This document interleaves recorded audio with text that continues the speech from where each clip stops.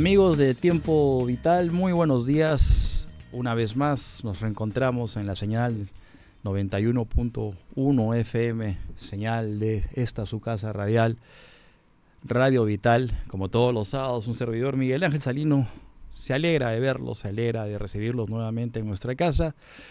Y hoy tengo una invitada muy particular, muy especial, por múltiples razones. Para empezar, tengo que empezar diciendo la redundancia que es la primera dama que viene a nuestro espacio.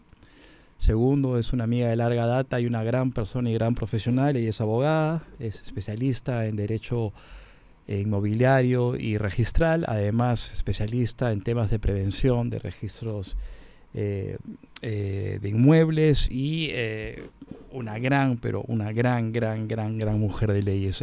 La doctora Rocío del Carmen Rojas nos acompaña hoy día. Vamos a hablar de diversos temas, principalmente el tema vinculado con el puerto de Chancay. Así que, Rocío, un gusto inmenso tenerte aquí y bienvenida. Muchas gracias, Miguel Ángel, un gusto estar en esta tu casa. Agradezco también tus generosas palabras, así que a tus órdenes. Generosas, no, justas. Muchas gracias. Más allá de generosas, más allá del aprecio que te tengo, las cosas como son.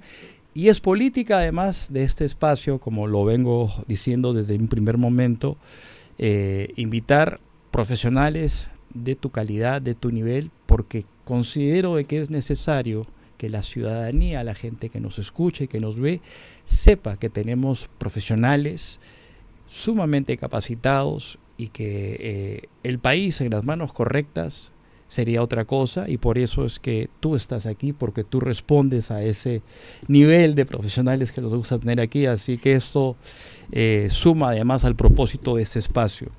Gracias, muchas gracias. Al tema, Rocío, una de las cosas o de los temas por los que he querido invitarte el día de hoy es el puerto de Chancay. En los últimos días ya se viene hablando cada vez más, porque estamos a puertas de la inauguración en noviembre de la, hay que decir, la primera etapa del puerto, porque son tres o cuatro etapas, pero la que se inaugura es la primera etapa. Y esto tiene desde ya, aun cuando no ha sido inaugurado todavía el puerto, tiene ya un impacto muy particular en la zona norte de Lima. Hay un tema de accesibilidad, hay un tema de impacto comercial, hay un tema de desarrollo económico de la zona, incluso hay temas de impactos ambientales y de alteración de la biodiversidad de la región que vamos a tratar aquí. Vamos con el primer tema, accesibilidad. ¿Estamos en condiciones de asumir, de absorber el impacto que significa una actividad comercial tan grande como la que se pronostica va a tener Puerto de Chancay? Mira, yo lamento decir que no estamos preparados. Este tema del puerto de Chancay se viene hablando con mayor intensidad desde el año 2016. Tiempo desde el que el Estado peruano debió tomar las previsiones necesarias para implementar a la zona de una adecuada infraestructura vial. Sabido es por todos que tenemos un pésimo sistema de transporte público de pasajeros que hace que la gente de la zona del cono norte de Lima padezca el tránsito de la peor manera, en el sentido de que se toman prácticamente entre 3 y 4 horas diarias entre ir y volver de su centro de labores. Te lo digo por experiencia propia, pero yo tiempo atrás tenía que ir y venir a Puente Piedra y era más o menos promedio 3 horas de ida, 3 horas de vuelta. Para ubicar un poco a los amigos que nos escuchan, el puerto de Chancay se ubica más o menos a 78, 80 kilómetros al norte de Lima. Así es. ¿No es cierto? Entonces, ya esto genera un impacto sobre todo en la accesibilidad, porque como bien ha dicho Rocío, nuestras carreteras no están preparadas para recibir el flujo, el movimiento que esto va a significar. Ahora, se habla de desarrollo vial, se habla de Pasamayo, se habla de un tren Lima-Barranca, se habla de incluso unos anillos periféricos para evitar que los camiones que muevan los contenedores, evitar que usen la carretera y esto complique más el flujo del tráfico. pero no hay nada concreto, porque estamos hablando de proyectos que debieron haberse incluido, como tú dices, años atrás, y que recién, con la toma de conciencia de lo que significa esto, se están haciendo ya estudios de perfectibilidad. Incluso ya hay uno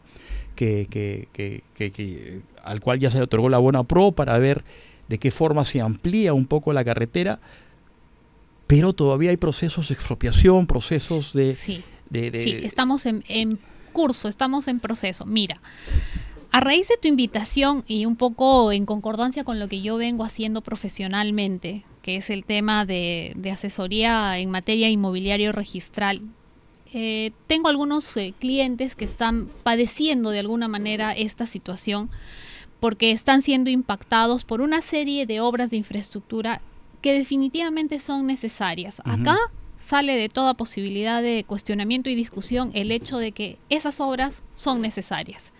El problema es el cómo se están ejecutando, la oportunidad de la ejecución, la calidad del gasto que va a hacer el Estado para obtener la rentabilidad que se necesita. Y la incidencia en el costo, además, de un terreno que tenía un valor hace 4 o 5 años y que ahora tiene otro.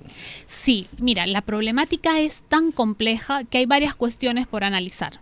Desde mi humilde perspectiva tenemos un escenario en el que van corriendo en línea paralela los proyectos de infraestructura destinados a la zona en los que no hay noticia pública de a cuál se le va a dar prioridad. Por ejemplo, tenemos línea 3 del Metro de Lima, que es un servicio de transporte público de pasajeros. Y que acaba de generar un debate precisamente porque ahora se está exigiendo una extensión de la línea 3 del metro, que ya no solamente llegue hasta Coma, sino extenderla hacia Ancón, ¿correcto? Y en coherencia, ¿por qué? Porque ¿qué sentido tiene implementar un proyecto de altísimo costo, no solamente constructivo, sino en expropiaciones y en liberación de interferencias, que llegue solamente hasta lo que en la realidad de los hechos vendría a ser la mitad del cono norte? Y el resto de la gente, ¿qué va a hacer?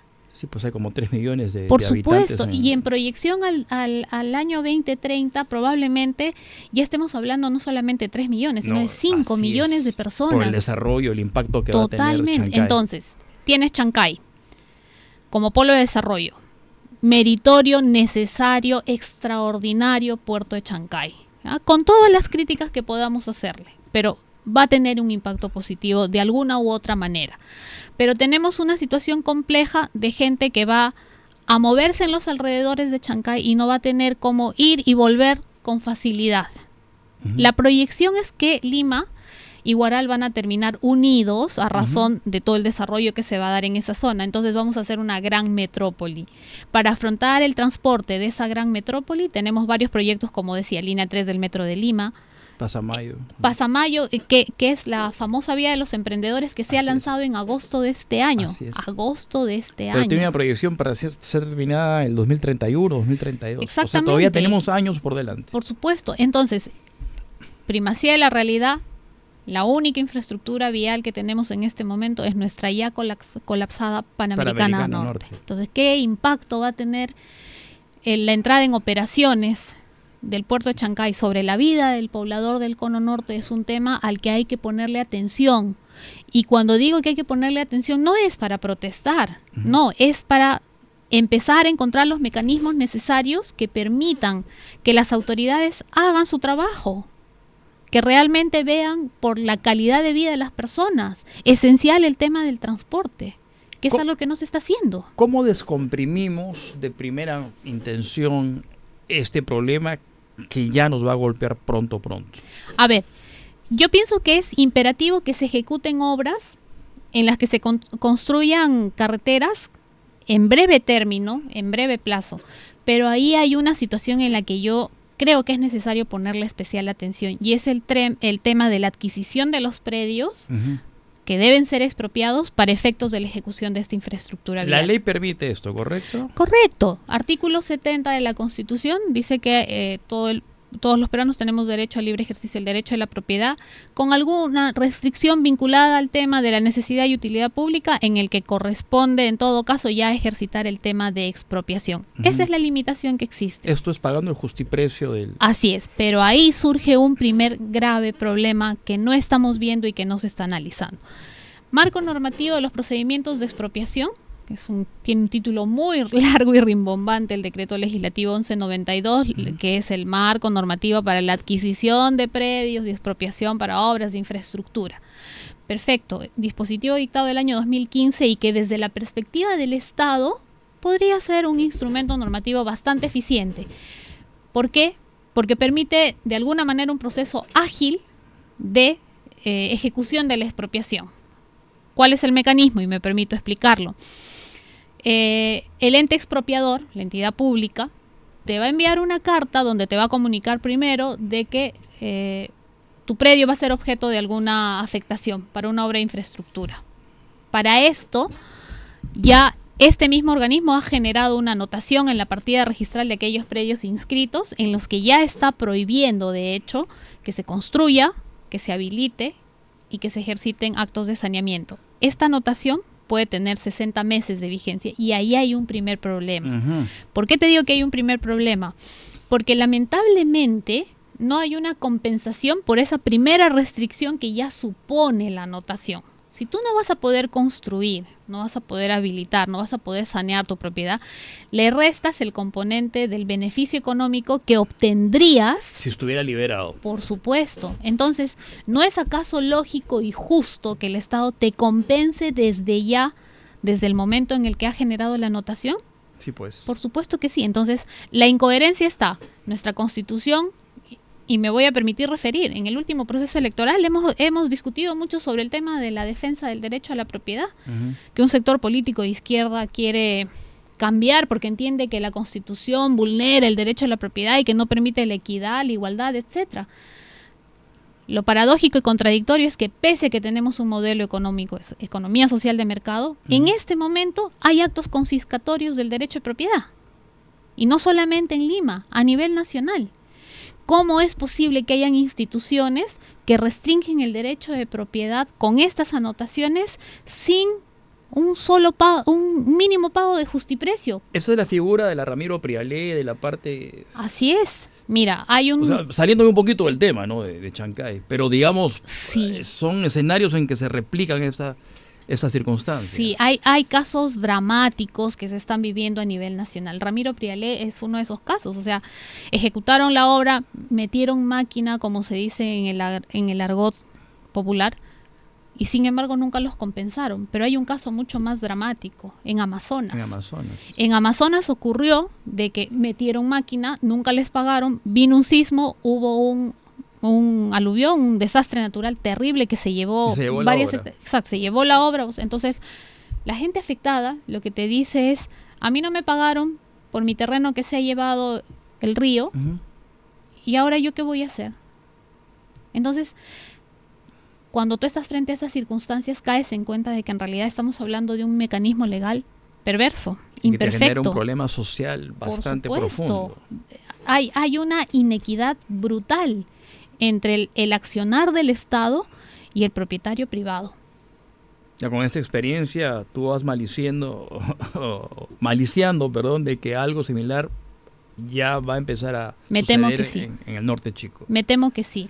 Yo he tenido la posibilidad de conversar con algunos pobladores de la zona norte y hay gente que pasa realmente por un drama, en el sentido de que están siendo afectados por diversas obras en las que ellos, tenían lo que ellos llaman su hogar. Mira, somos un país de enormes desigualdades, entonces el hogar para muchos peruanos es una casita de 30 o 40 metros cuadrados, donde han crecido sus hijos, donde han vivido y han hecho toda su vida. Y les están dando compensaciones mínimas, porque claro, en la cabeza de un técnico quizá con poca sensibilidad social, lo que ocurre es definitivamente que les compensan pues con lo mínimo. Bueno, te doy 30,000 soles y tú ve qué es lo que haces. Estuve leyendo días atrás de que, entre otros temas que se han abordado desde el CEPLAN, que es quien se está reuniendo a los pobladores para más o menos orientarlos como una medida de orientación, de formalización de sus propósitos domésticos, es decir, en el caso de expropiaciones, en el caso de negocios, en el caso de repotenciar algún tipo de actividad comercial que les permita a ellos agenciarse algún tipo de recurso adicional.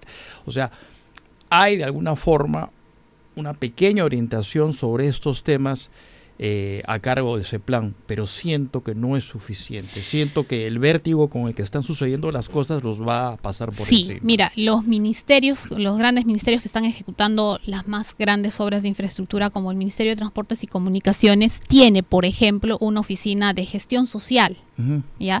Que se supone que es la oficina que tiene que resolverte la situación de conflictividad. Pero la resolución del conflicto pasa porque se informe adecuadamente a la población. Exacto. Respecto de qué es lo que se va a hacer. Exacto. ¿No? Y de hecho, que se compense adecuadamente, pero acá es donde hay un segundo problema en términos de expropiación. El Estado te fija el precio, el valor de tasación, y el Estado te paga lo que quiere. O sea, no hay un mecanismo que te permita discutir el valor de tasación. No hay un escenario arbitral, digamos, donde tú puedas recurrir y impugnar o observar la... Hay un arbitraje, pero posterior a la expropiación. Esto funciona un poco así. Ah, caramba. Yo te fijo el valor y te pago lo que yo he tasado. Si te gusta, bien. Si no, te expropio. Si te gusta, te voy a dar una compensación del 20%, si te parece. Si no, igual te expropio. Ya, y si tú quieres reclamarme luego, solamente me vas a poder reclamar por el valor de tasación. ¿Pero dónde? En la vía arbitral. ¿Tú crees que en realidad el arbitraje es un mecanismo idóneo para gente humilde? Pero este no es un procedimiento inconstitucional. Por supuesto que sí. Hay una vulneración del derecho a la propiedad flagrante. Yo estimo que sí. Yo estimo de que es una norma confiscatoria, inconstitucional, arbitraria, abusiva y que ha permitido una serie de atropellos de diversas autoridades contra gente que no tiene ni siquiera la menor idea de cómo defenderse y afecta, Miguel Ángel, a gente muy pobre como a gente que tiene grandes extensiones de tierras y propiedades valiosas que se ven afectados por esto. Entonces es un problema que está invisibilizado, pero que nos está afectando en gran medida a los peruanos. Ahora que hablamos de que esta medida y estos procedimientos tienen una naturaleza inconstitucional, ¿existe alguna forma, más allá del arbitraje, de recurrir al TC para hacer respetar el derecho de esta gente? Mira, debo comentarte lo siguiente. Yo soy parte de un equipo legal que en una acción constitucional está solicitando la inaplicación de la norma, porque recuerda tú que el planteamiento de una acción de inconstitucionalidad contra un dispositivo puede ser ejercido solamente por determinados sujetos, congresistas, el defensor del pueblo, etcétera. Así es. ¿No? Pero lamentablemente no se están midiendo la envergadura de este dispositivo y la grave afectación que está significando para derechos elementales de las personas, y nadie está tomando partido de esta situación. ¿En la Defensoría del Pueblo? No, en la Defensoría del Pueblo lo que se ha hecho es generar mesas de trabajo respecto del tema vial del cono norte. Ajá. Eso ha sido hace poco. El defensor, convocó a una reunión porque lógicamente creo que no hay que ser muy sabio para darse cuenta de que va a haber una situación pues gravísima en términos del transporte. Entonces él convocó una mesa de trabajo vinculado también al tema del desarrollo de la línea 3 del Metro de Lima, pero la problemática no ha sido abordada desde la perspectiva de este componente de expropiación, sino desde el componente de la necesidad de que el tren, la línea 3 del Metro de Lima, llegue hasta Ancón, por las razones que hemos explicado: Megapuerto Chancay, Parque Industrial de Ancón, etcétera, etcétera, etcétera. Además se requiere,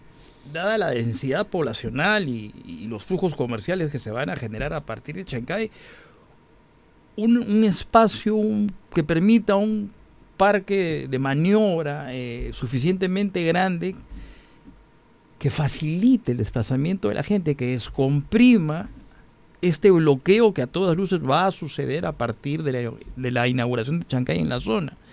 O sea, tienes además otro tipo de afectaciones, por ejemplo, actividades comerciales como la pesca artesanal, que va a tener que desplazarse porque lógicamente la infraestructura misma ya imposibilita actividades de ese tipo. La afectación de la biodiversidad de la zona, afectación al medio ambiente como es el humedal, por ejemplo, de Santa Rosa, que ya la gente está levantando la voz de protesta porque hay una afectación directa por el número el tipo de biodiversidad que ahí existe. Es decir, tienes un paquete de situaciones que las veo inciertas y sin resolver. No solamente es el tema de la expropiación, sino a Así esto es, súmale sí. todo el impacto social que esto va a tener, digamos, viendo la parte un poco negativa. Es verdad que hay una parte positiva importantísima, ¿no? Repotenciación de la economía, revalorización precisamente de los precios del sector, generación de empleo, o sea, Así es, hay una sí. parte positiva, eso no se discute, pero ojo, lo estamos viendo del otro lado. Claro, la emoción por la existencia de un hub logístico tan importante nos ha llevado a invisibilizar la otra cara de la moneda, que es precisamente esta problemática que tú estás planteando. Con esto volvemos después de una pausa, amigos, no se muevan. Tiempo Vital, su programa de los sábados a las 10 de la mañana. Regresamos en unos segundos.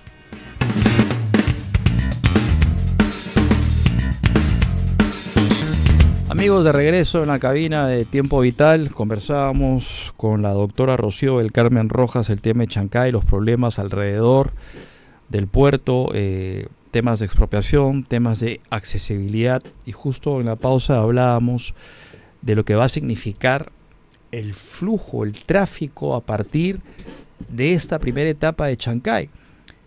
Revisaba datos estadísticos de el movimiento de contenedores que se generaba en el Callao para hacer más o menos un paralelo con lo que va a pasar con Chancay. Sí. El año pasado se movieron cerca de 2.500.000 toneladas, TEUs le dicen A los contenedores. a los contenedores de 20 pies. Sí. Es más o menos la medida de los contenedores que se usan en estos puertos. Y con esa cantidad, con ese volumen de contenedores tenemos el tráfico que tenemos. A esa cantidad del Callao hay que sumarle esta primera etapa de Chancay. La proyección es 1.6 millones de contenedores en esta primera parte y entra en operaciones en febrero o marzo del próximo año. O sea, si ya con el movimiento natural propio de la actividad portuaria del Callao tenemos los problemas que tenemos, imagínense lo que va a hacer esta primera etapa. Así es, sí. Y es una situación que preocupa mucho, Miguel Ángel, porque yo agrego un componente adicional a la preocupación que tú has expuesto, a la problemática que tú has expuesto. Mira, nosotros sabemos de que la zona de Pasamayo es una zona de constante accidente. ¿Qué han planteado hasta este momento las autoridades respecto de la transitabilidad, fundamentalmente por Pasamayo? Entiendo yo que hay unos aparatos que lo que van a hacer es un poco diluir, si el término lo permite, la zona de neblina para evitar accidentes y todo, pero hasta donde sé, no lo han comprado. El tiempo nos queda cortísimo. Entre las cosas que querían hacer, leí que querían agregar o anexar una vía más, un carril más a la carretera. Pero ¿cuándo se va a ejecutar?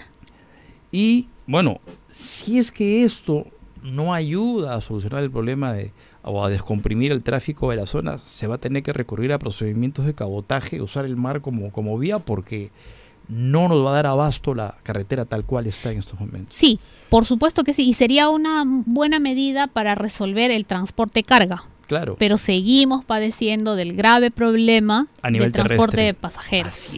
Así es. Ahora, no se explica cómo es que, habiendo hecho la proyección de desarrollo vial del norte, se persista o se insista en mantener la línea 3 del metro hasta Comas, cuando la lógica te dice que ya es inaplicable a raíz del desarrollo urbano propio de la región, de la parte del Lima Norte. O sea, concuerdo contigo. Es una lógica simple como 2 más 2 es 4, o sea, tenemos 3, 4 millones de habitantes más en esa parte, ¿cómo los vas a dejar sin la posibilidad de transporte público?